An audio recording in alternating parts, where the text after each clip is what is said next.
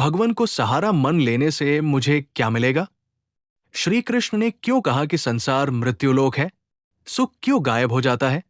दुख क्यों रह जाता है? इतना दुख हमें क्यों मिलता है? संसार में परिवर्तन क्यों दिखते हैं? मुंह क्यों रुलाता है? गीता का पहला शिक्षा यह है कि दुख और सुख जीवन में मौसम की तरह आते रहेंगे।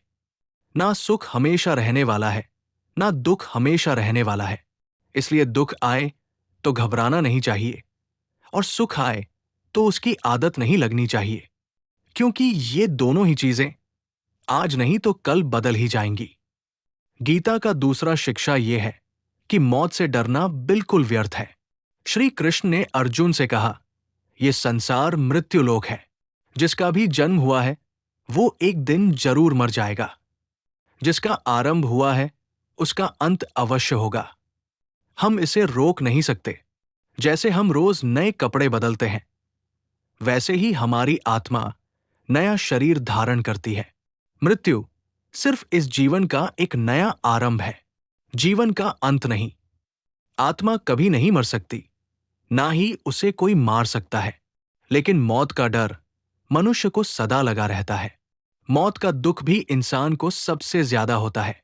श्री कृष्ण ने अर्जुन से कहा कि हे अर्जुन, तेरे और मेरे अनंत जन्म हुए हैं। तुझे कुछ याद नहीं, लेकिन मुझे सब याद है। जो व्यक्ति सत्य को समझ ले कि मैं यहां कुछ समय के लिए आया हूं, उसकी जिंदगी के सारे झगड़े ही समाप्त हो जाए, सारे दुख ही समाप्त हो जाए।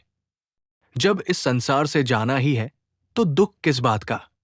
गीता का तीसरा शिक्षा यह है कि सुख की इच्छा ही आखिर में हमारे दुखों का कारण बनती है।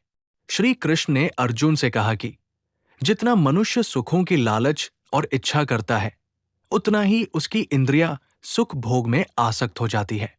उतना ही इंसान का मन संसार के सुख और आकर्षण का गुलाम बन जाता है। जितना सुख के पीछे भागेगा, उतना ही उसे दुख के अनुभव से भी गुजरना पड़ेगा। क्योंकि ये संसार का नियम है। जो चीजें शुरू में मन को आकर्षित करती हैं, बाद में वो बहुत दुख देती है। और जो चीजें शुरू में मुश्किल लगती हैं, कठिन लगती हैं, बाद में वो बहुत काम आती है। गीता का चौथा शिक्षा ये है, जो भी मनुष्य दुनिया के सारे सहारे छोड़कर सिर्फ भगवान को ही अपना सहारा मान लेता है, उसकी हर जरूरत वो परमात्मा पूरी करता है। उसकी हर प्रकार से रक्षा भी परमात्मा ही करता है। भगवान श्री कृष्ण ने कहा, अनन्यास्तयो माम यजना पर उपासत तेषाम नित्याभियुक्ता नाम योगक्षेम वमय। जो भी व्यक्ति मुझे ही अपना सहारा मानता है, उसका योगक्षेम मैं वहन करता हूं। इसका मतलब है, जो चीज नहीं मिली उसे उस वस्तु की प्राप्ति कराता हूं, और जो चीज उसे जीवन में मिली हुई है उसकी रक्षा भी मैं ही करता हूं।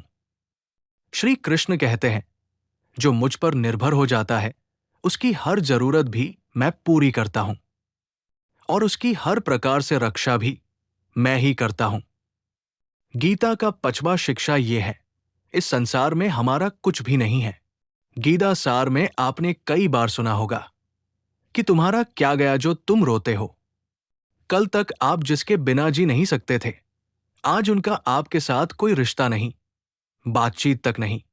कहां गए वो जीवन भर के सारे रिश्ते, वो सारे मित्र जो साथ जीने मरने की बातें करते थे? आज पता भी नहीं कि वो लोग कहां चले गए। यहां सब कुछ बदल जाता है, सब लोग बदल जाते हैं, हर रिश्ता बदल जाता है, और हमारा ये शरीर भी हर दिन बदल रहा है। बचपन से जवानी, जवानी से बुढ़ापा, और एक दिन ये भी हमारा साथ छोड़ देगा। तो किसके लिए रोना और किसकी चिंता करना? हम सारी जिंदगी चीजों को, रिश्तों को, जिंदगी को बनाने में, सजाने में, संवारने में लगे रहते हैं। लेकिन एक दिन सब कुछ बिखर जाता है। सारी जिंदगी जिस संपत्ति, जिन रिश्तों के लिए हम लड़ते रहते हैं, एक दिन सब कुछ छोड़कर हम इस दुनिया से चले जाते हैं। गीता का छठा शिक्षा यह है कि किसी से भी हद से ज्यादा मोह कभी मत करना। श्री कृष्ण ने गीता का पूरा ज्ञान ही अर्जुन के मोह को नष्ट करने के लिए दिया है। मोह ही है जो इंसान को सबसे ज्यादा रुलाता है। मोह इतना बलवान है कि शेर जैसे इंसान को भी गीदड़ बना दे। जो अर्जुन युद्ध में देवताओं से भी जीत गया, पर अपने रिश्तेदारों को युद्ध में देखकर उसका हाथ कांपने लगा। वो बोला, हे केशव, मेरे हाथ में धनुष पकड़ने की भी ताकत नहीं बची है। मेरे हाथ कांप रहे हैं। मैं ये युद्ध नहीं कर पाऊंगा। मोह इतना पेनफुल होता है, जिसकी पीड़ा न सह पाने के कारण कई लोग अपना जीवन ही समाप्त कर लेते हैं। किसी से भी हद से ज्यादा मोह करोगे तो जीवन भर पीड़ा का सामना करना पड़ेगा। जो व्यक्ति अपने मोह से बाहर नहीं आ पाता, उसका सब कुछ उससे छिन जाता है। इसीलिए गीता का ज्ञान बार बार यही सिखाता है कि अपने मन के मोह को त्याग करके बलवान और बुद्धिमान बनो। गीता का 7वां शिक्षा यह है कि इस दुनिया में अगर आए हो तो दुख तो मिलेगा ही, क्योंकि श्री कृष्ण ने गीता में कहा, यह संसार दुखालम अशाश्वम है, अर्थात ये संसार दुखों का घर है।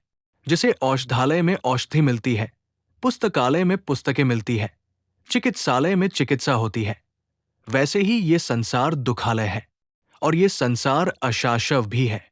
मतलब कि यहां कुछ भी परमानेंट नहीं है। यहां सब कुछ बदल जाता है। दुख सुख में बदल जाता है, सुख दुख में बदल जाता है, सम्मान अपमान में बदल जाता है, खुशी दर्द में और दर्द खुशी में कभी भी बदल जाती है, जीत हार में और हार जीत में बदल जाता है। यहां कुछ भी बदल जाता है। यहां कुछ भी परमानेंट नहीं है, ना हम और ना ही हमसे जुड़ी कोई चीज।